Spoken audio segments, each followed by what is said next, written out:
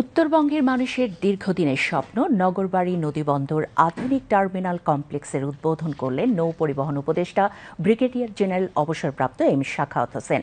তিনি আজ পাবনার বেড়ায় দেশের সবচেয়ে বড় এই অভ্যন্তরীণ বন্দরের আধুনিক টার্মিনাল কমপ্লেক্সের উদ্বোধন করেন।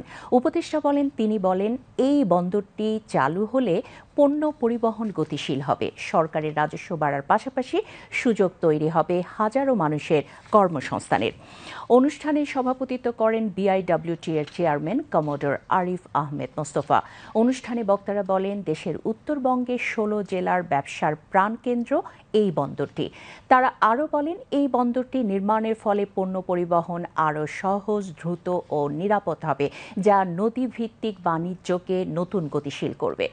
নগরবাড়ির ঐতিহ্যবাহী এই ঘাটে দেশের বিভিন্ন এলাকা হতে নৌপথে মূলত সার, সিমেন্ট, পাথর, বালি, কয়লা, খাদ্যদ্রব্যাদি এবং অন্যান্য বাল্ক সামগ্রী জাতীয় মালামাল উঠানামা করে সড়ক পথে উত্তরাঞ্চলের বিভিন্ন এলাকায় পরিবাহিত হয়ে থাকে। উত্তরবঙ্গের সাথে নৌ পরিবহন ব্যবস্থার উন্নয়নে নগরবাড়ি এলাকায় উন্নত ও আধুনিক বন্দর অবকাঠামো সুবিধাদি নির্মাণের লক্ষ্যে ২০১৮ সালে শুরু হয় এর নির্মাণ কাজ।